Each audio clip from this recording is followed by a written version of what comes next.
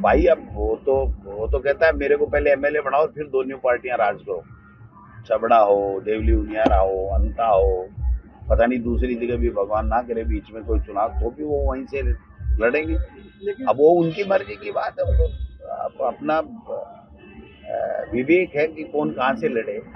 वो दूसरों पे तो आरोप लगाते हैं कि यही क्या मांगता है, तो उनसे कोई पूछे कि भाई तीनों जगह आप ही क्या मांगते हो, आपके बराबर कोई दूसरा नहीं है क्या इस राजस्थान में जो चुनाव लड़ सके।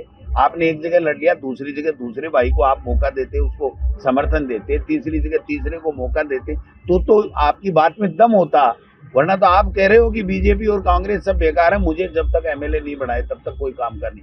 तो ये तो उनकी अपनी सोच है। बट मैं ये कहना चाहता हूँ कि वहाँ किसी का कोई प्रभाव नहीं। कांग्रेस पार्टी और प्रमोद जैन भैया वहां से चुनाव जीते, वो कुछ भी बोल सकता है भाई साहब, उनकी शैली के ऊपर मैं नहीं जा सकता। वो मेरे पैर पकड़ करके कांग्रेस में ज्वाइन किया था उसने, और आज मैं जब देवली उनियारा की उसको टिकट नहीं मिली तो मेरे पास आया था और धोख खा करके उसने कहा था कि भाई साहब आप सही कह रहे हो, मैं चुनाव नहीं लड़ूंगा।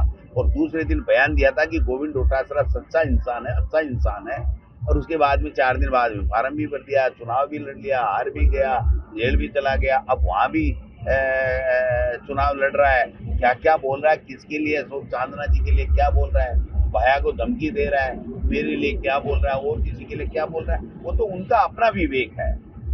ये जनता सारी चीज देख रही है, जो जैसा है वैसा जनता के सामने चुनाव में आ जाएगा और रिजल्ट भी आ जाएगा। भाई जी मांगे तो चुनाव कर लड़वा की पंचायत राज का जनप्रतिनिधि अगर लड़ेंगे तो पंचायतों का, नगर निकाय का विकास होगा, पैसे आएंगे।